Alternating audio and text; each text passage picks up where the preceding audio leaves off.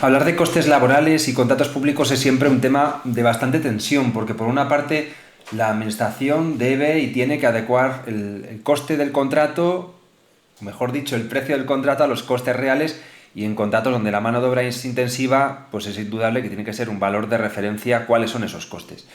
Pero es verdad que, por otra parte, también en la administración pública el planteamiento es en qué medida pueden condicionarme los convenios colectivos, incluso de empresa, o los cambios o fluctuaciones que vaya habiendo en esos costes, cuando no podemos hacer depender a los contratos de esos costes. ¿Veis? Es un poquito esa tensión. Tensión que quizás, partiendo de soluciones, como nos gusta partir siempre, quizás debamos decir que busquemos contratos de menos duración, o busquemos contratos de, por ejemplo, de un año más posibles prórrogas, y ya se verá si conviene o no prorrogar el contrato, pese a que ya sabéis que la prórroga es obligatoria, ¿eh? No es como antes ocurría en los contratos de servicios, donde era de mutuo acuerdo. La prórroga, artículo 29.2, es obligatoria. Con lo cual, es verdad que puede haber una fluctuación de precios que ahora está siendo más acuciante, sobre todo a la vista de la subida del IPC. Pero todo depende, vuelvo a insistir, de cuáles serían los costes de los que se partan. De hecho, hay subidas de IPC que no van a afectar, o subidas de convenio que no van a afectar a personal que incluso cobraba más y simplemente se absorbe esas subidas. No sé, esa tensión entre personal de las contratas y de precios, la verdad es que es complicada, sobre todo cuando hemos vivido algunas personas revisiones de precios que se llevaban a cabo todos los años, se subía el sueldo, los trabajadores, y lo amortiguaba con la revisión de precios las propias contratas, con el dinero que se pagaba en la revisión, ¿no? Entonces es verdad que partimos de esa tensión o búsqueda de la justicia que a veces es imposible, ¿no? Lo que sí que es verdad eso, que quizás contratos de menos duración van a ayudar a minimizar el problema, y sobre todo incluso también estar muy seguros de cómo licitáis, de hacerlo bien, de no cometer errores, de evitar recursos, porque luego puede atrasarlo todo. Es que, por ejemplo, como tardéis ya mucho también en adjudicar un contrato, es que en 300 días desde luego que puede haber cambios y fluctuaciones. En este post que hemos publicado últimamente en el blog, en que analizamos, entre otras, la resolución 32/2022 del órgano administrativo de recursos contractuales de Euskadi, y también aludimos a otras resoluciones, como por ejemplo la 209/2021 del Tribunal de Contratos Públicos de Madrid, abordamos esta tensión. En un caso, el caso de Euskadi, en el que era el comité de empresa que recurría pretendiendo la anulación de los pliegos y sustituirlo por otros nuevos que incluyeran un cálculo de presupuesto base de licitación ajustado a los costes laborales derivados de los convenios colectivos. Y la cuestión era clara, y de hecho suele serla, es que tampoco hay mucha tensión en la jurisprudencia y demás. Al final, la recurrente en este caso lo que alegaba es que no se había tenido en cuenta la antigüedad de los trabajadores actuales. Es que también una cosa son los costes de subrogación y otra cosa son los costes del contrato, que iba a suponer, de hecho, ya un coste superior al presupuesto de licitación, y tampoco se había tenido en cuenta el incremento del convenio colectivo, que planteaba un mínimo de un 2% para 2022, otro supuestamente para 2% para 2023, otro que ya se había planteado las negociaciones futuras para ese nuevo convenio, que eso está ocurriendo muchísimo, ¿no? Hay nuevos cambios en los convenios y el tema está cómo va a afectar eso al contrato. Ya hemos visto qué ha pasado con los materiales. Yo en principio creo que ya hemos visto qué ocurría también cuando subió el SMI, el salario mínimo interprofesional, o el IPREM, como se llame ahora.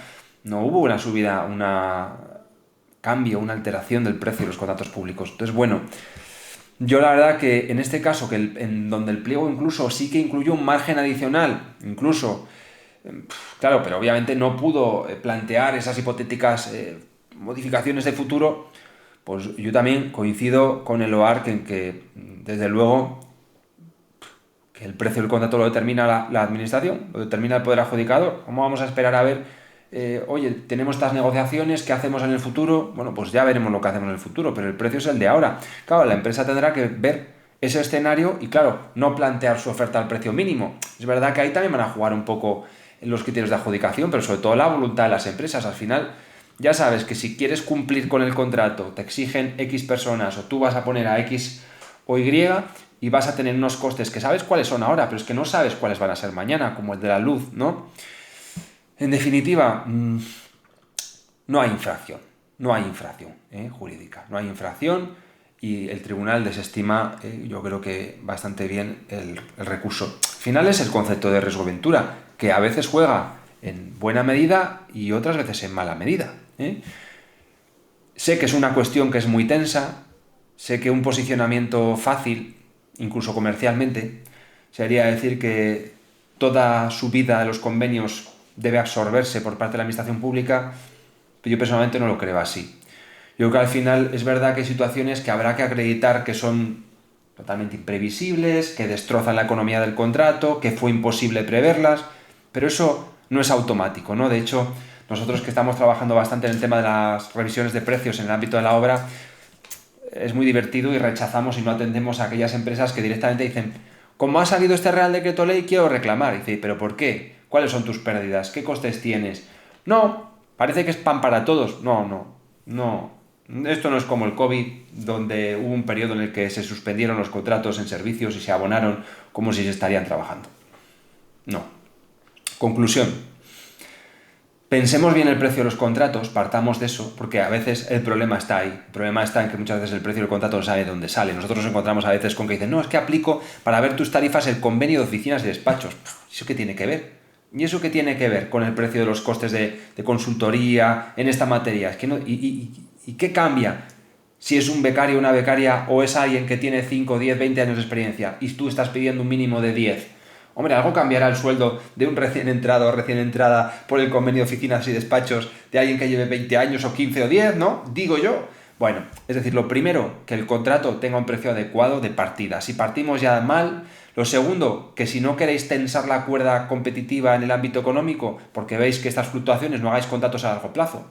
Lo tercero, que le deis una vuelta no tanto al mecanismo de revisión de precios, porque el mecanismo de revisión de precios parten de la necesidad que el contrato sea largo. De hecho, los 2 primeros años no cabe revisión.